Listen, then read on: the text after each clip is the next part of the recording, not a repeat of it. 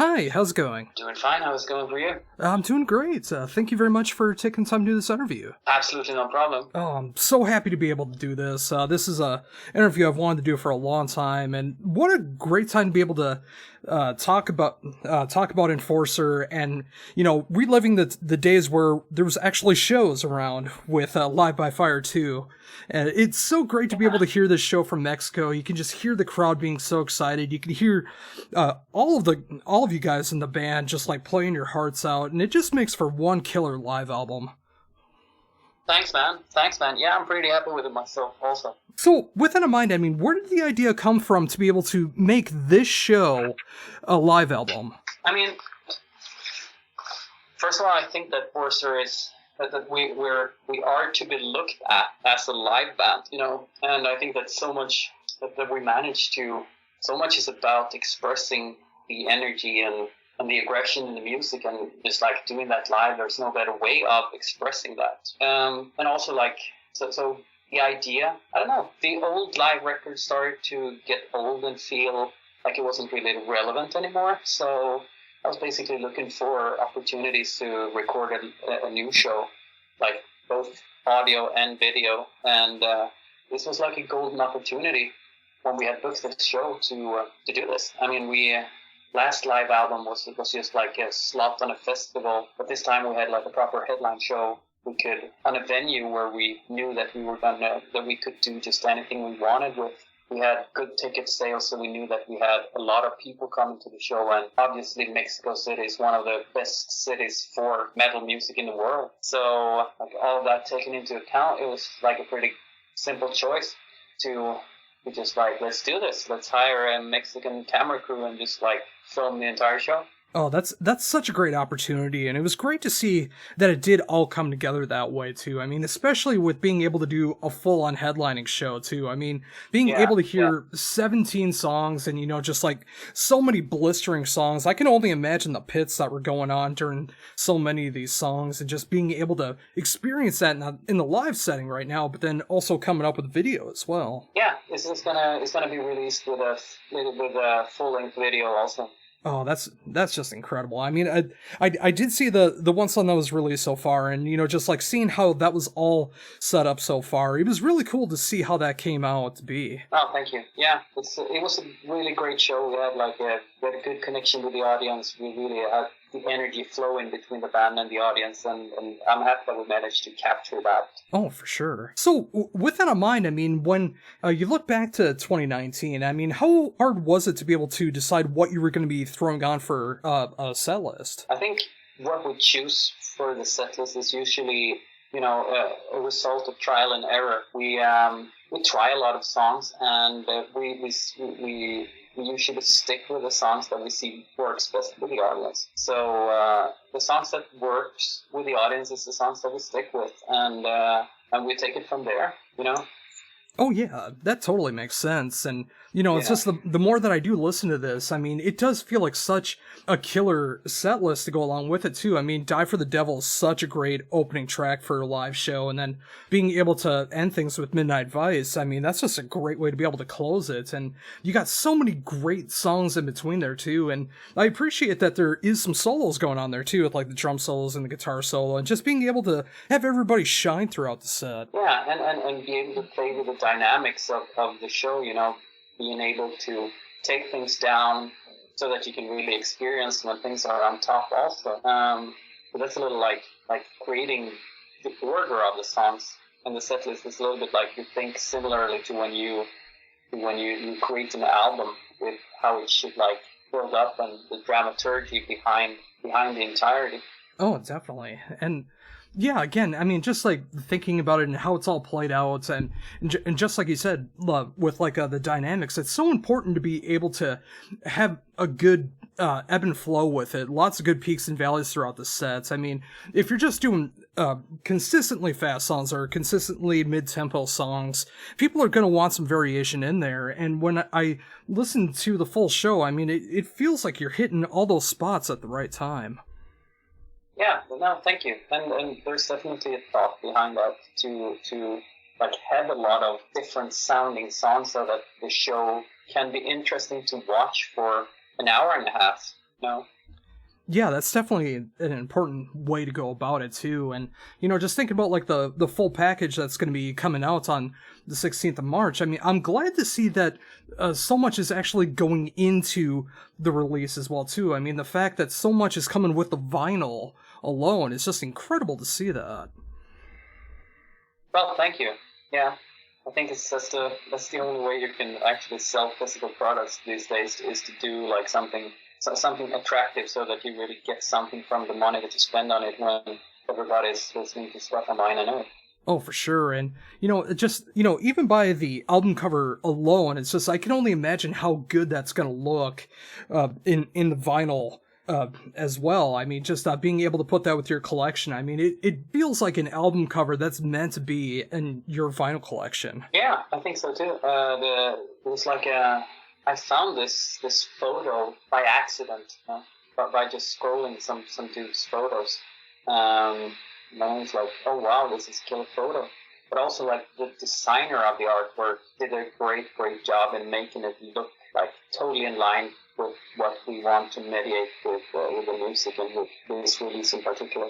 Oh, totally. So, with all this in mind, I mean, obviously within the last year, the world being turned upside down and now being able to release something like this, I mean, I'm very appreciative that you are releasing at least something during these times, because I always go to you guys for being able to release such killer music, and I miss live shows so much right now. It's been years since I've been able to see you guys over here in the States, and just being able to hear this again just reminds me of those good times of being able to go to shows, and looking forward to the next time I'm able to see you guys. Yeah, I hope so. I mean, this totally brings us back also, especially now, because this was recorded like way before we had any idea what things would turn out to be, but it's a good time that it comes out, and I hope like that we can remind people a little bit about how it feels to actually experience music live. Oh, for sure. So, with that in mind, I mean, obviously being able to promote this release going forward, how have you been spending your time with all of this over the past year? Oh, dude, in Sweden it's been pretty chill. We haven't had any type of lockdowns or anything like that, so my life's been looking pretty normal the past year, except from the fact that I haven't been able to play music so much and stuff like that. So I've been working like normal. I spent a lot of time in the studio. I've really been able to focus on the creative side of being in a band, instead of just like dealing with logistics and arguing with promoters and agents, that I tend to spend so insanely much time with doing. Even to the point where it's actually like devastating for the creativity. But this year has been like great. I just been able to let that go completely and just focus on writing great songs. I probably have demos of like 10, 15 songs by now that I'm just waiting to release. Oh, that's incredible to hear that, and yeah. I'm so happy to hear that you've been able to take advantage of that. And over there in Sweden, it hasn't been as chaotic as other countries, like over here in the States and other ones as well. It's been chaotic, but like Swedish authorities have been chosen a slightly different approach towards it. Like good for me, but perhaps bad for a lot of other people. But I mean, like, after all, it's been you get that you just have to work with what you have. Oh, for sure. And, yeah.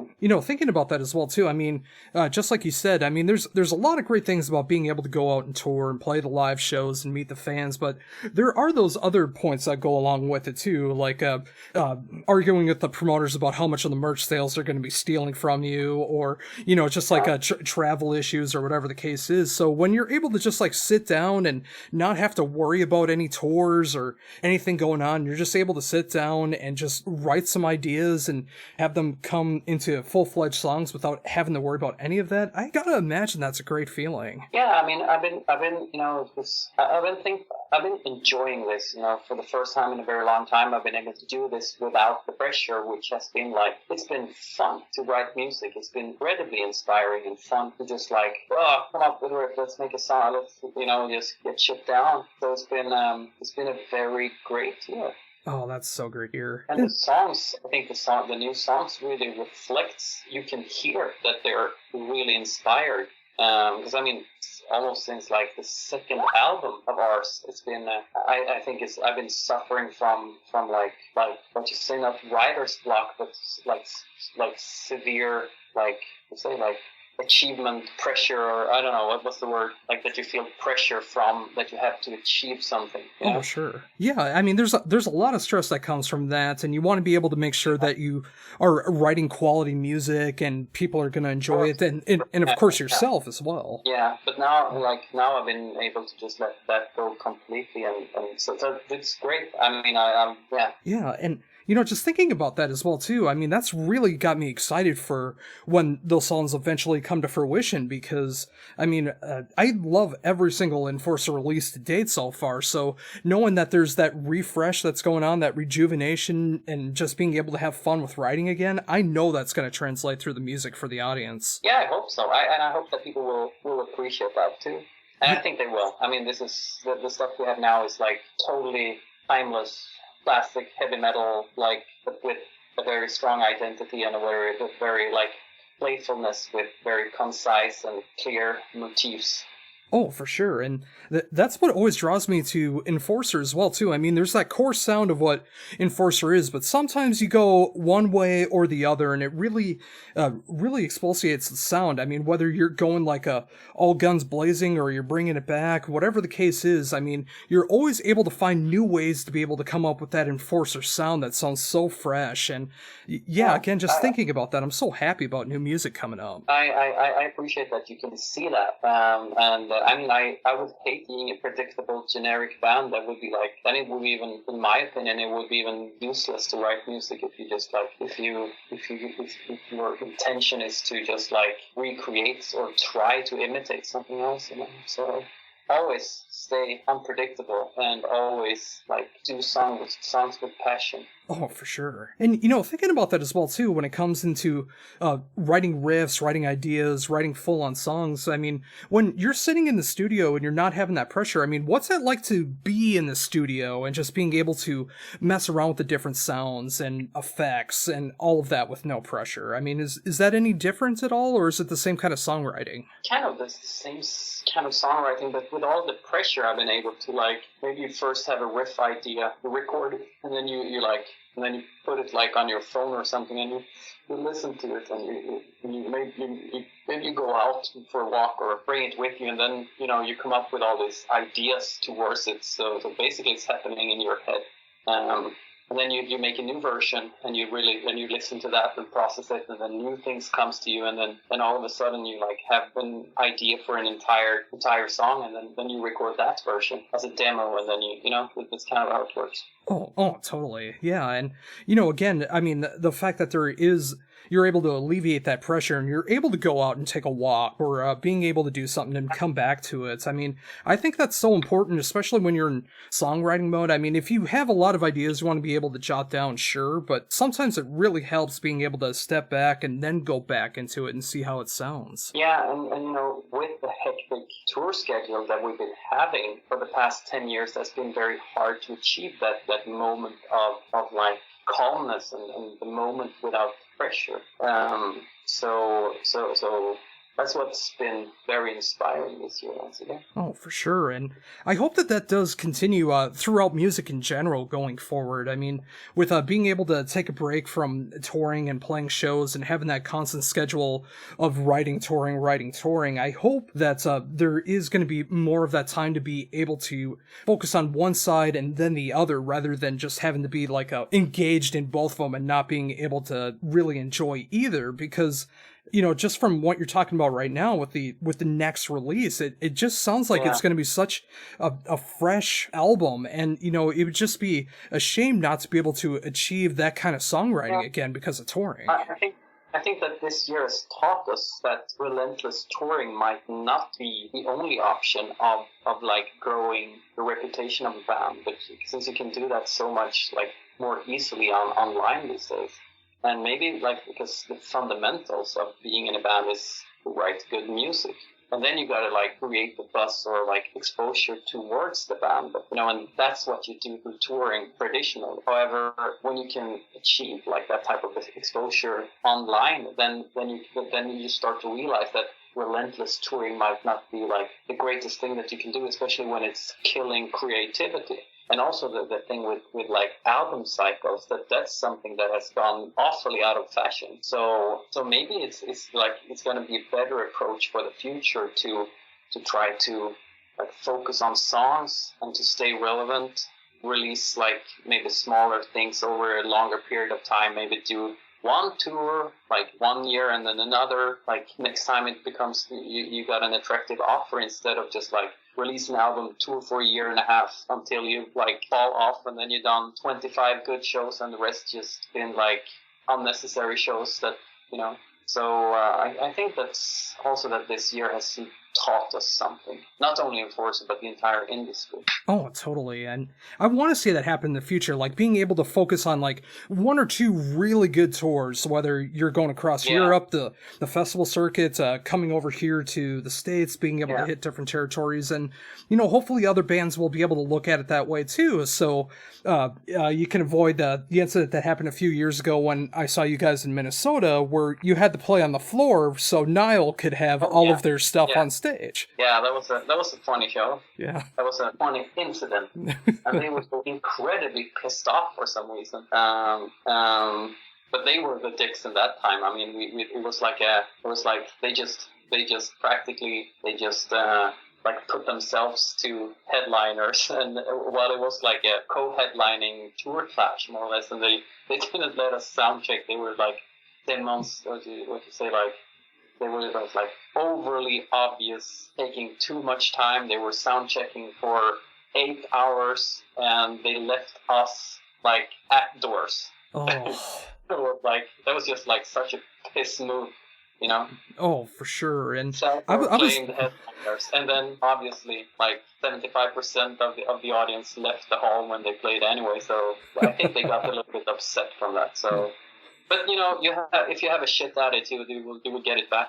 Oh, totally. And I think it was part of. I mean, I had no problems with it, but and I tried to stay calm during that entire encounter. But I think they were they were aggressive about it, and we were pretty chill. Mm-hmm. We just play on the door, whatever. Oh, yeah, and I think it was part of that 75% that left after you guys played, because I knew Nile wasn't going to be able to top you guys in my eyes, and you guys had such a killer tour together. I mean, when you have Warbringer and Ex Mortis and Cauldron together with Enforcer, I mean, that's a perfect night for me, and I didn't need anything after that. No, it was really great. We had such a great time. It was like Cauldron we've been knowing for so many years, and we've been like doing hundreds of shows together in total. And getting to know both Warbringer and Ex Mortis, I mean, it made us friends for life with those guys. And obviously we were so happy about it that we did another tour together with Warbringer a few years later in 2019. Yeah, and it's great to see those situations happen where you can find common ground with bands that do sound different enough but work together so well in that touring setting, like a Warbringer Enforcer situation. And it's just great when you can make friends like that. We share a lot of the same attitude towards our respective music. Oh, absolutely. And I can't wait to see that happening going forward as well, too, when shows eventually start to happen. But, until then, I mean, there's a great release coming out the 16th of March with Live by Fire 2 by Enforcer. This is easily one of my favorite shows to listen to in quite some time, and just really being able to enjoy it audibly. I can't wait to be able to check out the full video of it as well, too. And I thank you so very much for taking the time to be able to talk to me about everything you got going on right now, everything to look forward to with Enforcer, and it's just been a great time. Thank you very much. Absolutely, man. Thanks for the time. Thanks for having me.